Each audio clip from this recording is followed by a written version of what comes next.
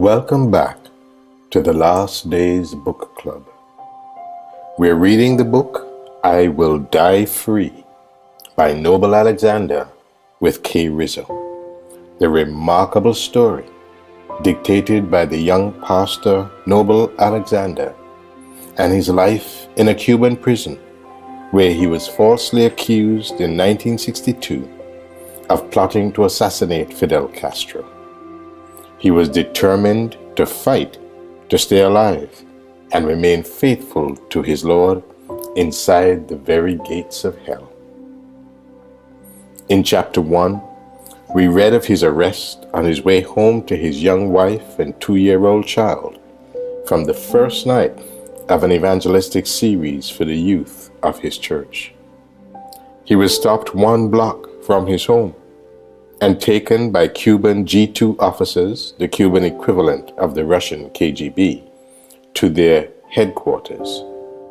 There, he was stripped, shaved, photographed, and imprisoned in a dark cell which had no washbowl or toilet with 6 other inmates.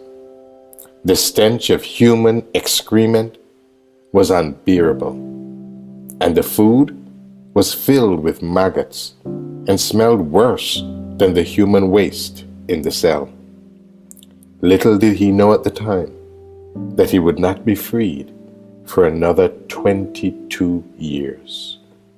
We continue the story today in chapter 2 of I Will Die Free, entitled Storm Clouds over Cuba. Cuba, my homeland, is often called the Pearl of the Antilles.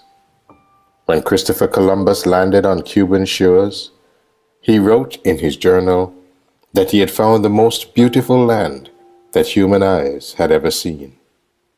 It was a land where the sparkling blue waters of the Caribbean Sea lapped softly against white sandy beaches and coral reefs, where the warm tropical trade winds gently whispered through tall willowy palm trees. It was a land abundant in lush green grass, fruit trees, brilliantly colored flowers, and exotic birds, a tropical paradise. The Greater Antilles, Cuba, Haiti, the Dominican Republic, Jamaica, and Puerto Rico are part of the island chain Columbus erroneously called the West Indies. The main island of Cuba is almost the size of all the other islands combined. There are more than 1,600 smaller islands, most with only a few people inhabiting them.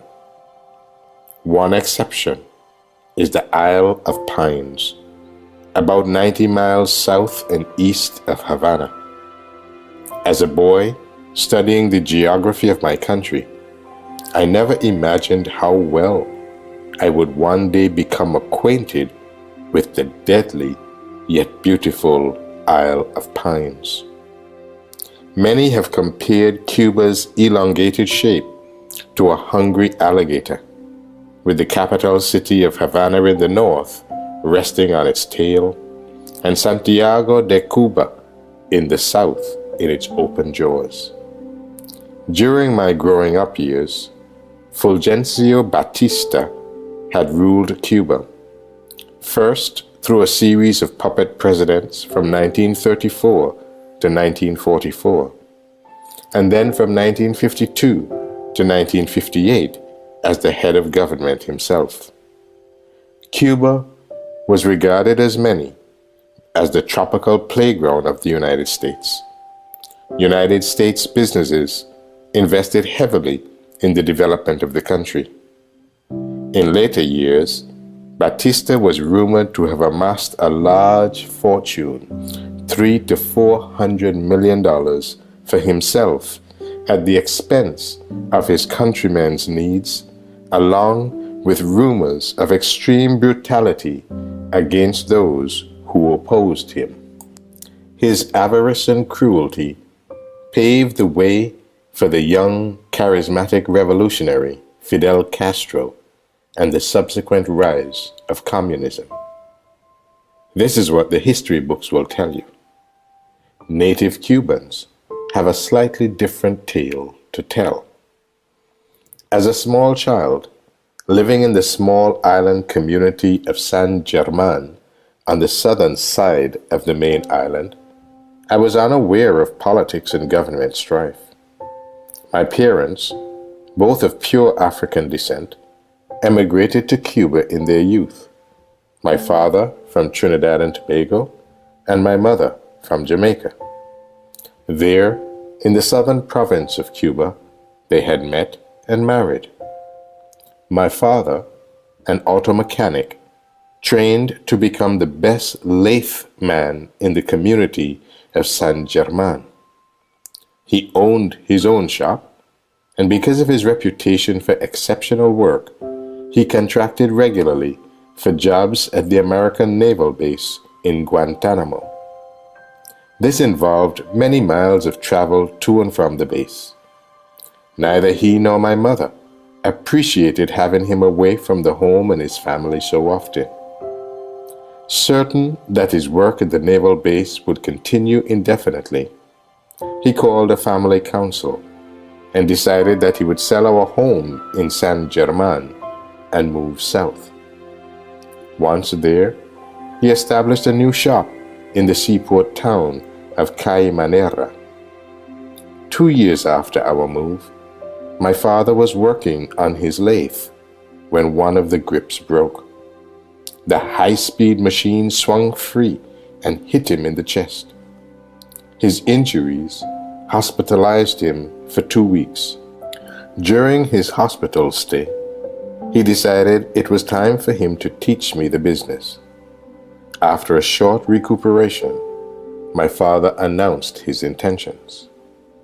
"Noble," he said, "I won't always be with you. You must learn to run and repair the machines." "After your brush with death," my mother protested, "you want to endanger our son's life?" She argued with my father and lost. I began by learning how to clean and service the machinery. I disliked the work from the start, but in our home, one never defied my father. On Friday, March 19th, 1950, only 2 months after his accident, my father came home after completing some work at the military base. The family spent the evening talking, retiring for the night a little after 10. The next morning, when my mother called my father for breakfast, she found him dead of a heart attack. Since our move, I had spent more time with him. We had become friends, and suddenly he was torn from my life. Shocked and isolated by his death, I mourned my loss. My mother promptly sold the family business. My friends and I attended the local grade school run by the Catholic Church until we reached high school age. That is when I left my friends to attend the Instituto Guantanamo, a school near the American base. I attended the institute for 5 years. During that time, my mother and my sister Paulina, both tired of the constant political upheaval, emigrated to the United States. I chose to stay in my homeland. I felt that as a black man, Cuba offered me a better future than did our neighbors to the north. It was during my years at the Institute that I accepted God's call to the ministry. My future seemed set, secure, predictable. And then came Castro and the revolution. Cuban leaders throughout history have known that revolutions and insurrections always begin in the hilly province of Oriente. Fidel Castro, 7 years my senior, grew up on his father's sugar plantation in the province of Oriente. Coming from a fairly wealthy family, He attended the best Catholic schools in the area. He was a good student and an excellent athlete. Though I did not know him personally, it was rumored that he had had a number of problems by the time he reached the university. In a struggle for power at the university, he supposedly killed his own cousin. During law school, he became deeply involved in radical political groups. He was active in student riots and demonstrations that repeatedly got him into trouble with the police. In 1952, he completed his degree in law and ran for Congress. This was the same year Batista feared he might not win the elections. So rather than risk humiliation and defeat, he staged a revolt and suspended all elections. But this political unrest had little to do with me and my preparation for becoming a minister of the gospel of Jesus Christ. Rumors regarding the growing revolution crisscrossed the island faster than a spring hurricane. In 1953, during a carnival parade, Castro and his men, disguised themselves as Batista's soldiers, entered the Moncada headquarters hospital and killed 18 hospitalized soldiers. Batista was blamed for the deplorable act. 18 months later, after a series of such attacks, the government deported Castro to Mexico, where he built up a mercenary army.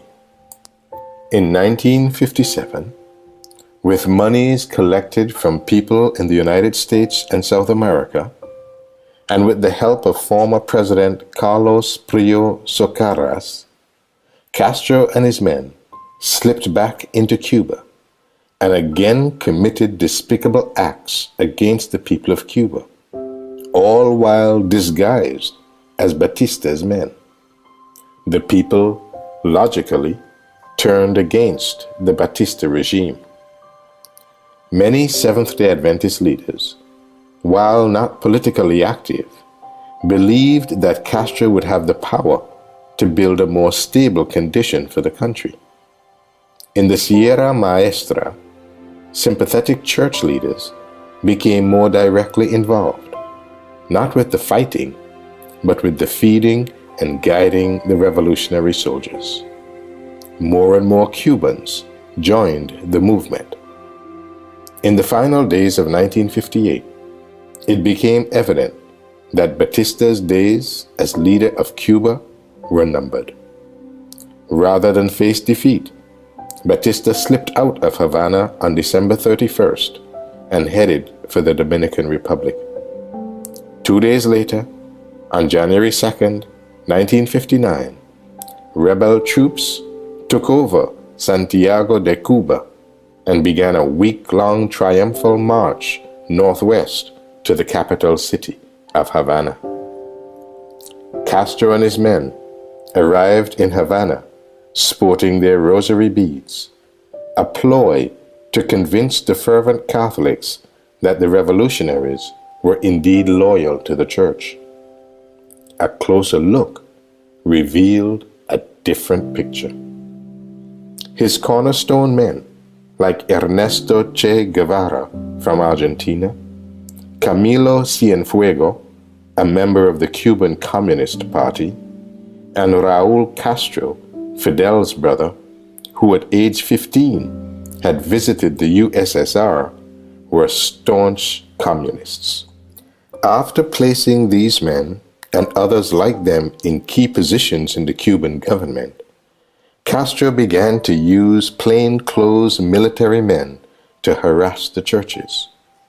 The Catholics and the Jehovah's Witnesses were the first to feel his iron fist. In Cuba, the Catholic Church commemorated La Virgen de la Caridad, the Virgin of Charity, on September 8th each year. The tradition had begun with the first settlers of our country, but because it was connected with religion and God, Castro refused to allow the people to conduct the accompanying parade. He claimed it would be dangerous since factions of Batista's men were still at large in the capital city.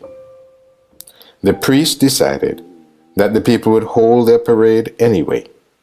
They would march around the block where the church was located. Castro's plain-clothed militia armed themselves with metal pipes, chains, and bats, all innocently wrapped in newspapers. When the people emerged from the church to begin their parade, the fighting broke loose. Hundreds of worshippers were injured or killed.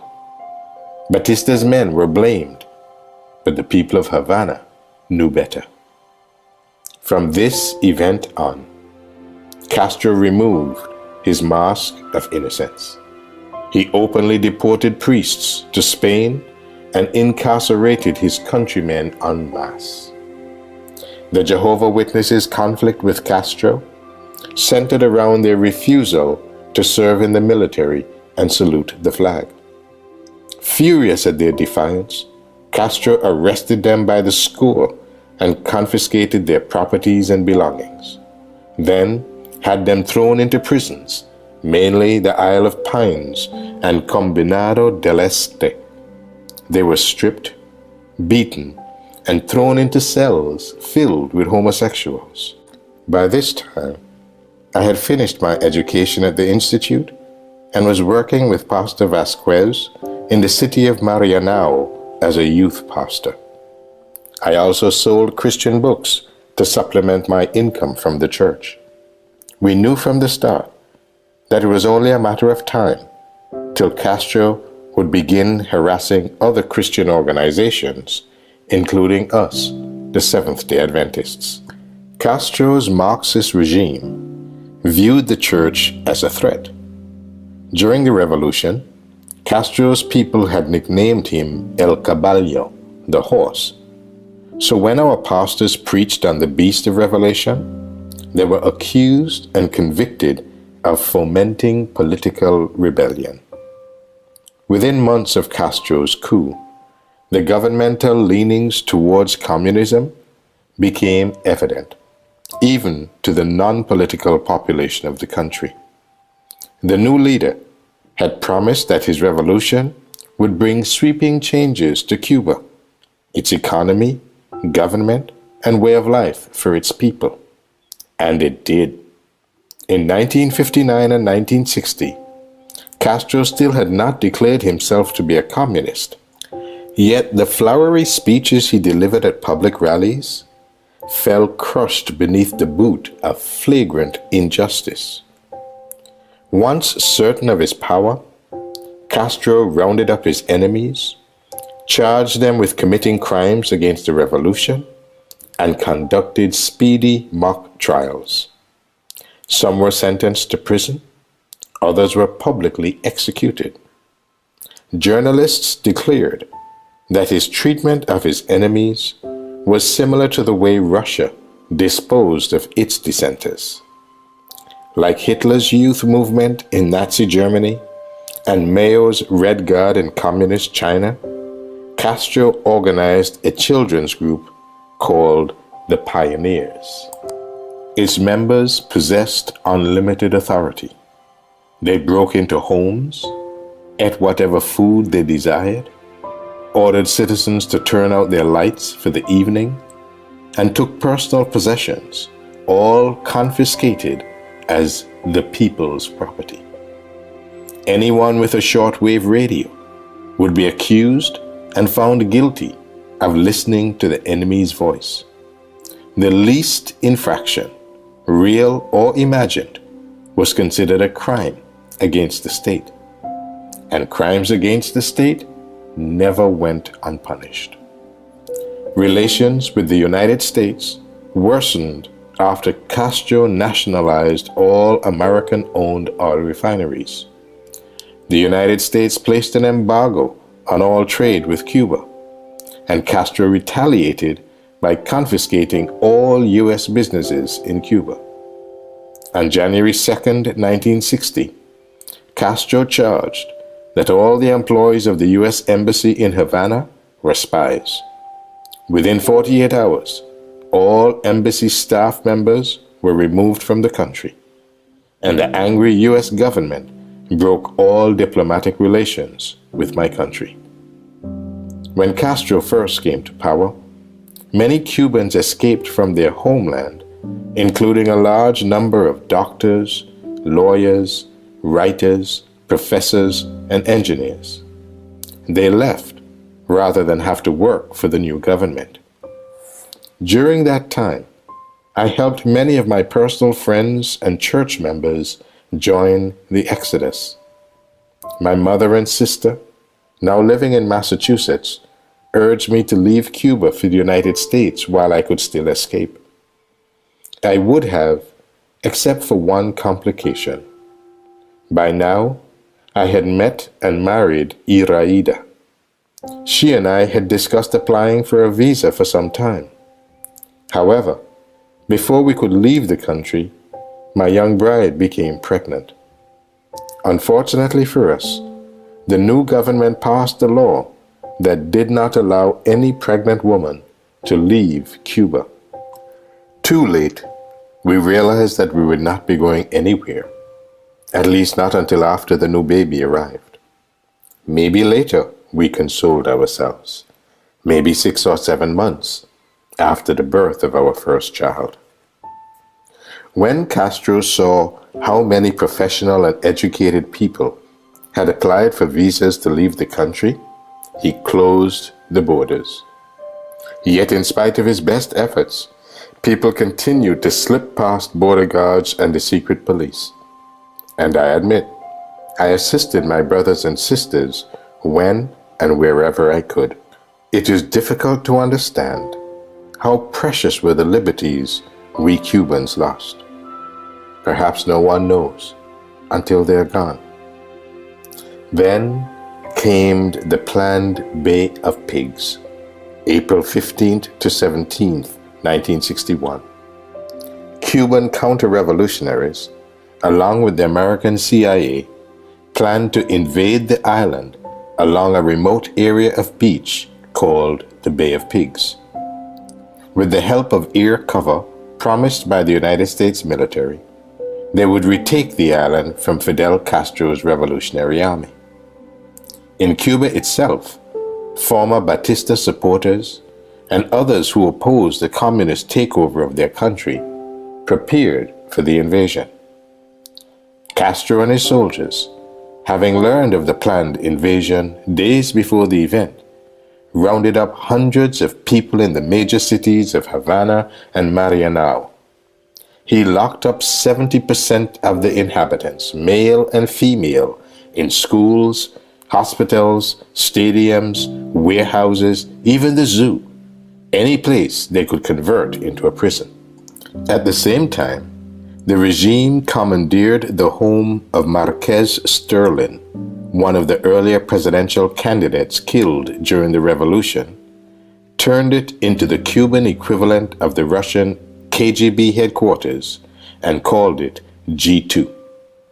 The security leak that allowed Castro to prepare for the invasion and the United States government's failure to carry through with the promised air support caused the attempt to fail.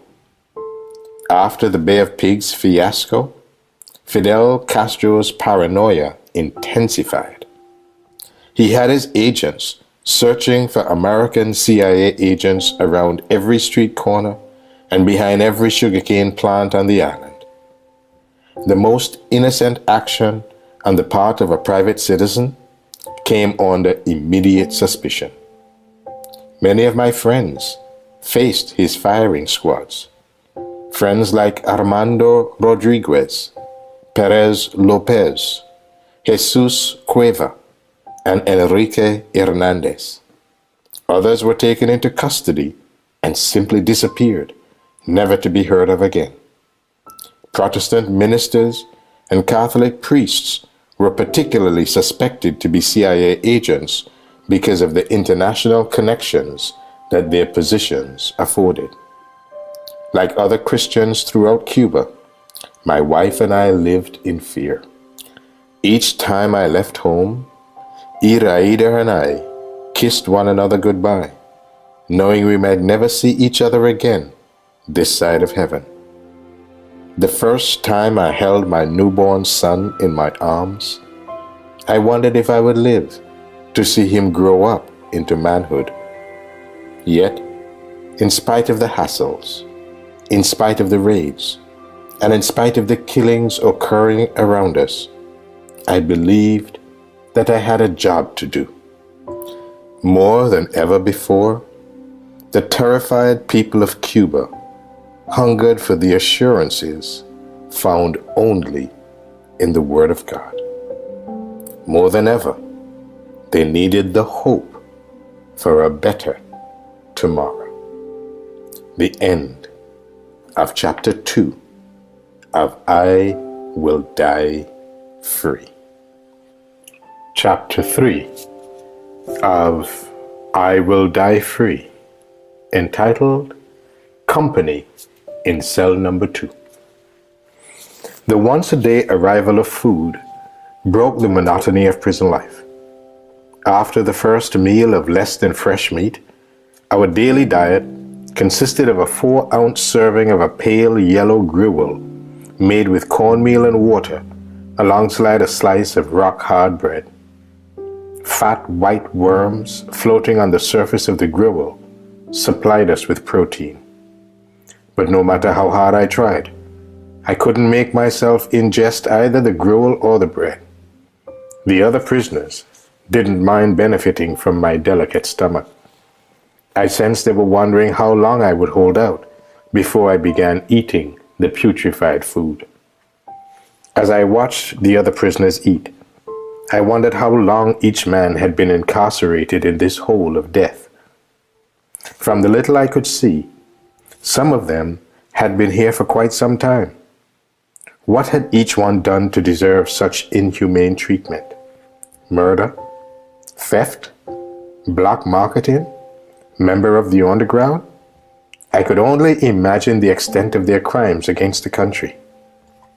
I thanked God that once my captors realized my arrest was an error, I would be released and allowed to return to my family. I had no idea how much time had passed when the face of a guard appeared in the little window on the cell door, and he called, "Is Alexander here?" When I answered yes, a bare ceiling light bulb blinked on. I shaded my eyes from the bright light. The food slot in the door opened, and a clump of clothing plopped to the floor at my feet. "Dress and get ready," the guard commanded. "The interrogation officer is calling for you."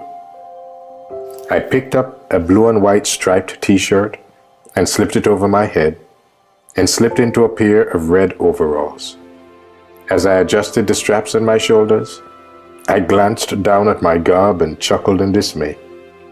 Umberto Noble Alexander, a minister of the gospel of Jesus Christ, wearing such a strange and flamboyant getup. I could only imagine what I looked like. My cellmates laughed in spite of their semi-naked condition. "Don't worry, you'll get used to the zebra look," one of my fellow prisoners said, his voice tinged with sympathy. "We all do." I grimaced and shrugged off his remark.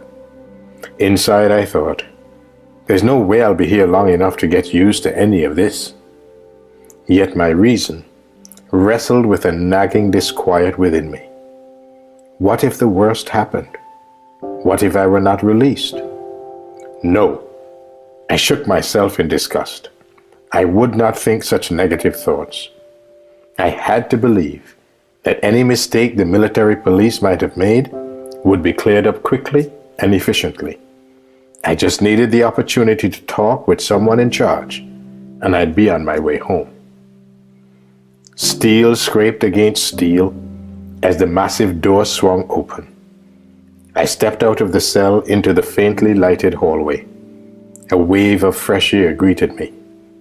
My fatigue fell away as I inhaled the refreshing aroma. I could handle anything, I thought, except the foul atmosphere I had just left behind. My military guard, with his grizzled beard and rumpled army fatigues, resembled any one of the hundreds of imitation Fidels roaming the streets of the capital city since Castro's successful coup. The guard slammed the cell door shut behind me and nudged me forward with the barrel of his sidearm.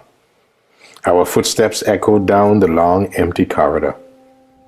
Along the way, he decided to harass me. "When we get through with you, you won't continue distributing your opium to the people," he said. I thought for a moment, then asked, "Opium?" But I winced as he ground the gun's barrel into my spine.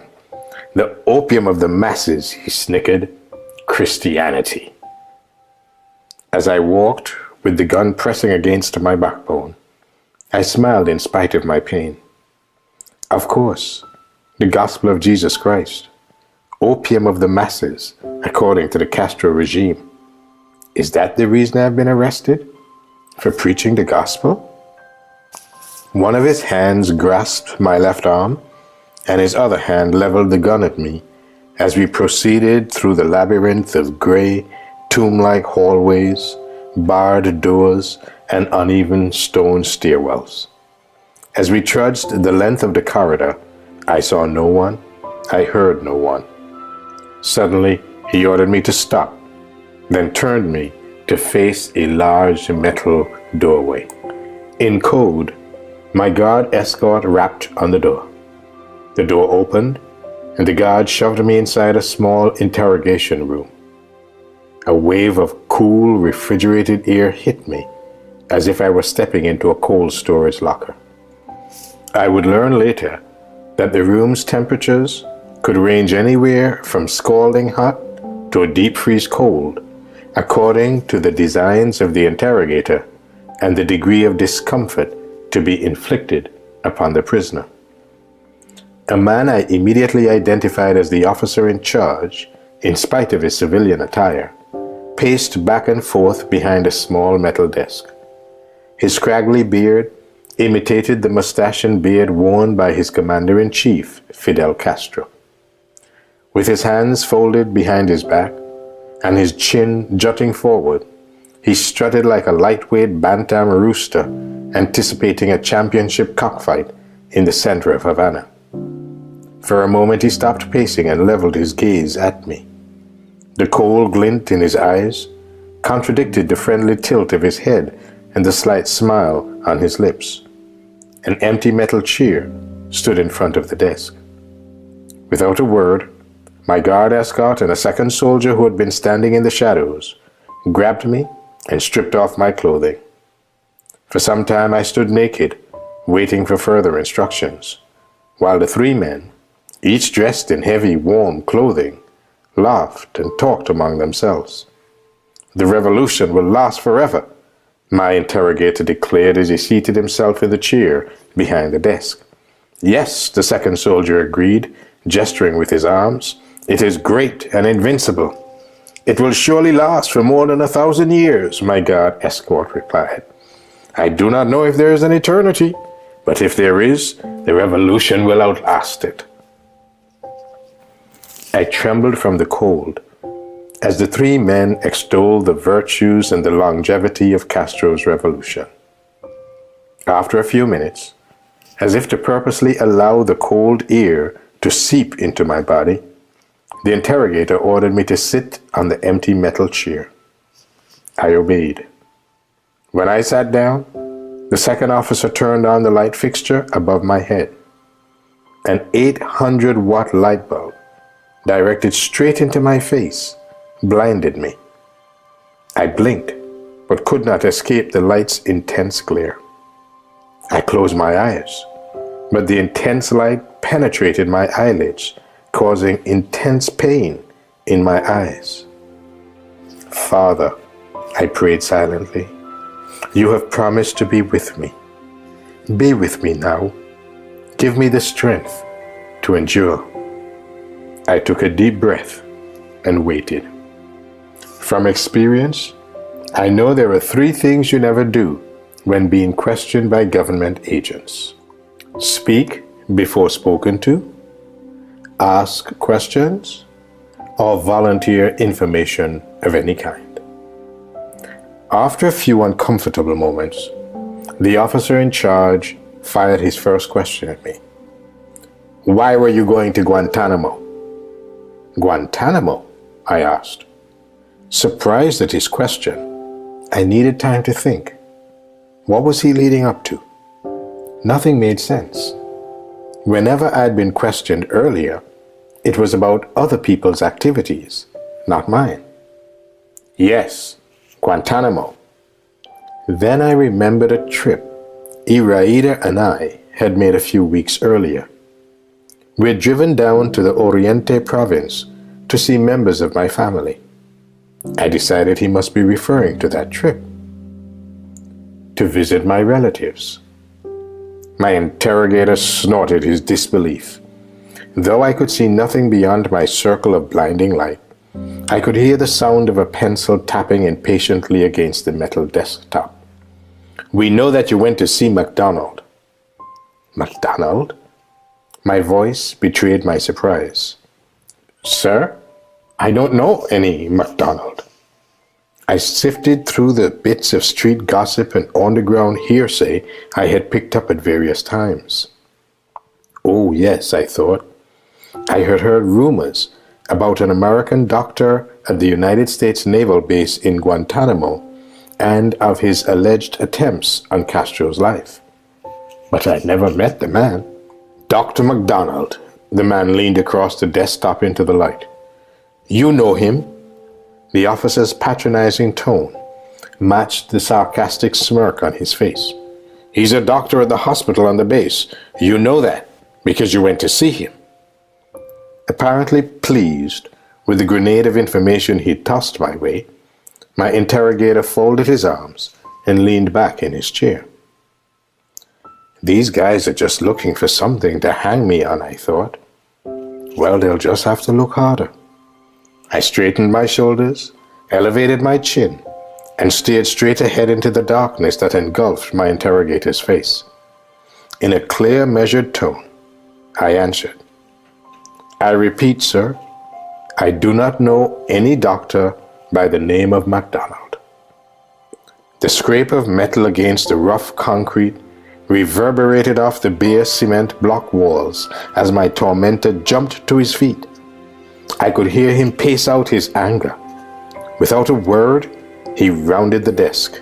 A pair of neatly pressed trousers and highly shined boots came into view. Then his left arm and upper torso, while his face remained outside the circle of light. He leaned against the edge of the desk in an attitude of relaxed composure for a few seconds. Then his body tensed. Umberto, his voice escalated threateningly. Then he pointed a finger into my face within an inch of the tip of my nose. I am being very patient with you, but my patience is growing thin. We know for a fact that Dr. MacDonald was to give you a bomb to plant in Castro's private plane. A bomb? Incredulous, I stared up to where his face would be if I could see it. Where in the world had they come up with that fantastic tale? Don't try to act ignorant with me, Alexander. The man leaped off the edge of the desk as if he leaned against the hot kitchen stove. Tension crackled through the room as he struggled to regain his composure.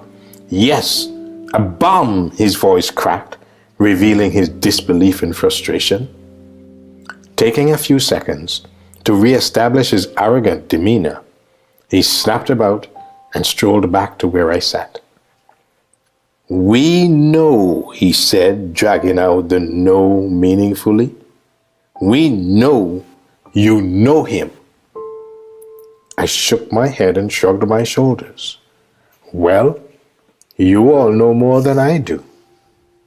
Righteously indignant, he gathered himself up to his full height of 5 feet 5 inches and sniffed. Humph! Of course we do. Get dressed. Sergeant, take him to the room. As I slipped into my clothing, my brain switched into an uneasy neutral, much like an automobile whose engine needs a tune-up. My fingers refused to work, and my teeth chattered. partly from the frigid temperature in the room, and partly from the horrid realization that there would be no easy way out for me this time. Dazed, I allowed myself to be led from the room. My guard escort taunted me as we retraced our steps through the serpentine tunnel system. "You'll talk. You wait and see. You'll talk." He took me down one corridor then another. I glanced at the heavy metal doors which broke the monotony of the gray cement block walls and shuddered. Now I realized that imprisoned behind each door were people living in conditions unsuitable for animals, let alone humans. At one corner, when I automatically turned toward the left, my captor redirected me to the right. "This way," he barked, prodding me in the spine with the barrel of his gun. "To cell number 2, your new home."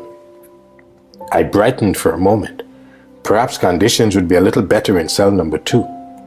My first cell must have just been a holding pen, I decided. That would explain why there were 12 prisoners in a cell designed for 9. My guard stopped in front of the door marked number 2. He flicked on a light switch beside the door and removed a wad of keys from his hip pocket. After unlocking it with one of his keys, he slid the door open. "We'll see if you know MacDonald or not, after spending a few days in here," he said, shoving me into the barren cell. I glanced about for a bed, but there was none. Only a barren concrete floor, crumbling in the dampness of the room. The door clanged shut behind me and the light switched off.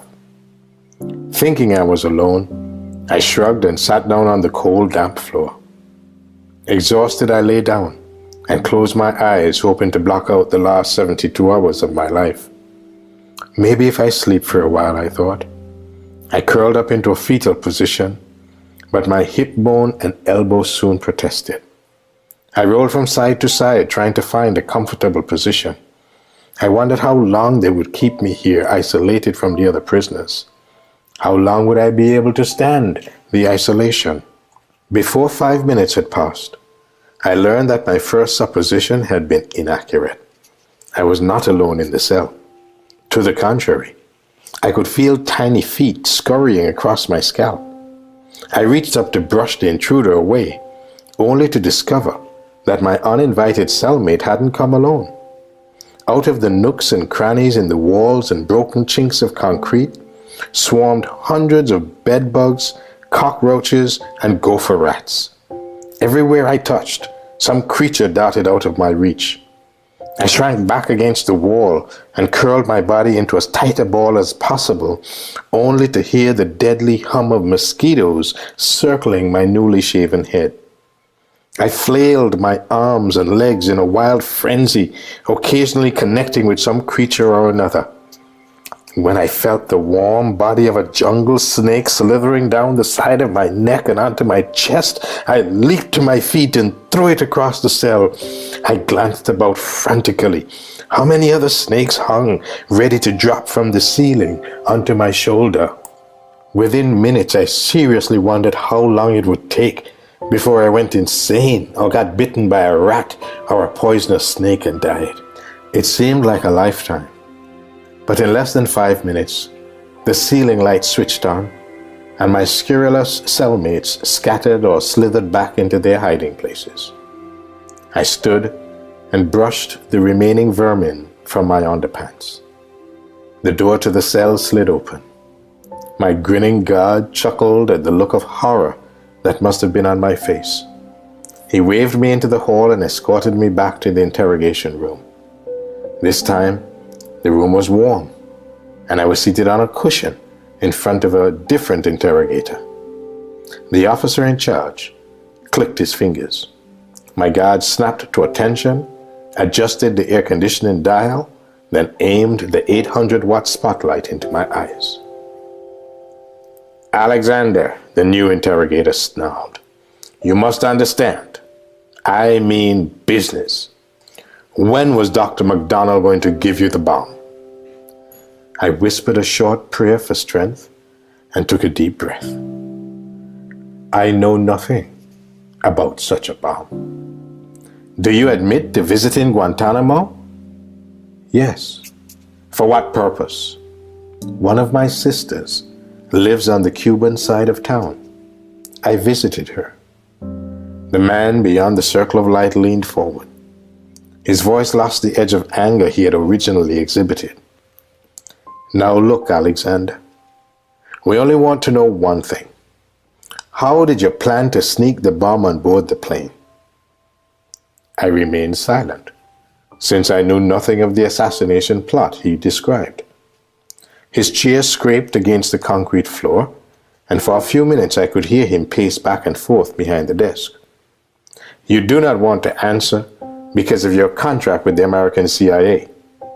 We know that you're one of their principal agents here on the island.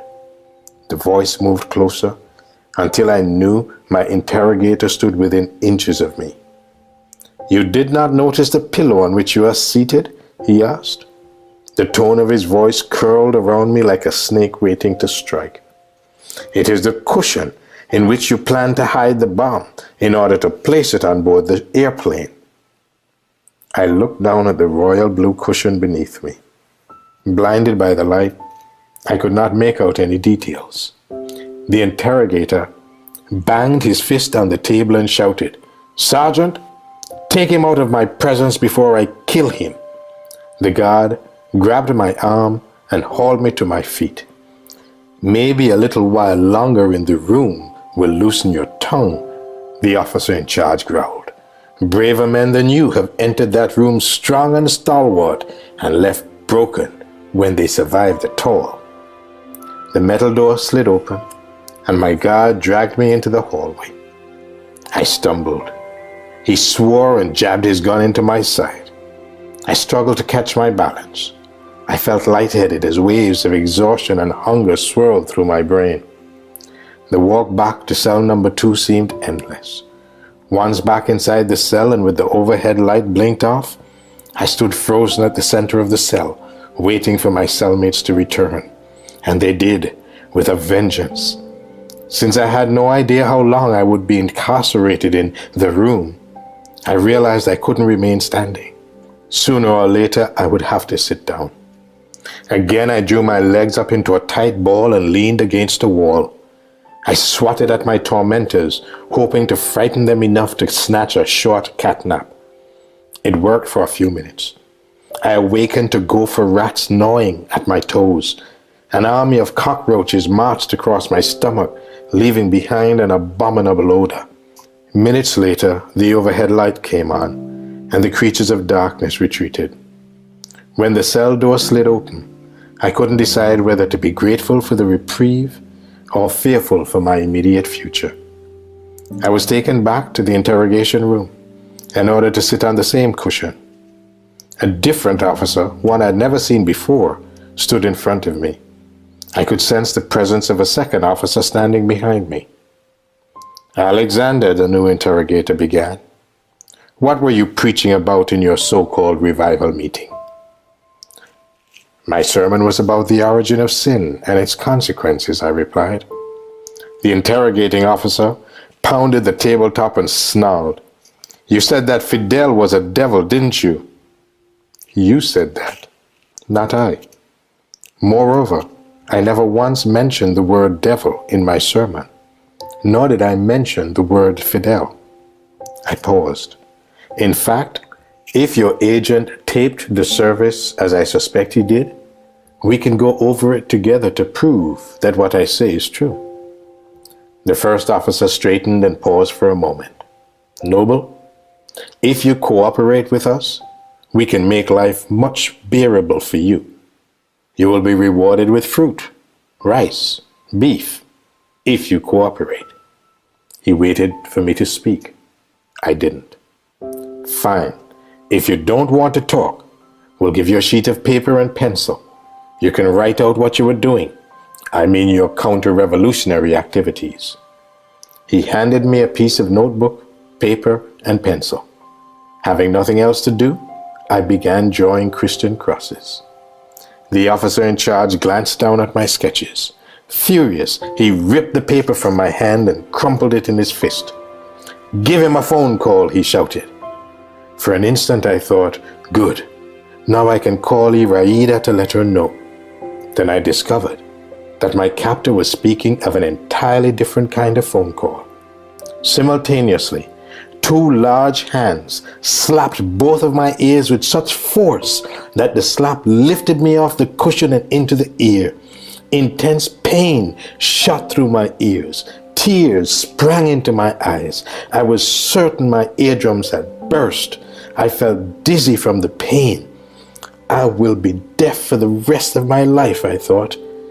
I didn't realize then how accurate my thoughts were. 23 years later, I still suffer the consequences of their phone call. Above the ringing in my head, I heard my captor shout, "Compañero, take him back." The second officer held a revolver to my head as I struggled to my feet. My guard returned me to cell number 2. For the next 15 days and nights, the pattern continued. First interrogation, then time in cell number 2, and back again for more questioning. Even though I had been denied sleep and food and was weakened by their repeated beatings, I could never admit to their lies. The longer they questioned me, and the longer they kept me in that filthy cell, the more determined I became that they would not wear me down. I would leave the cell unbroken and unbowed. The end of chapter 3 of I Will Die Free.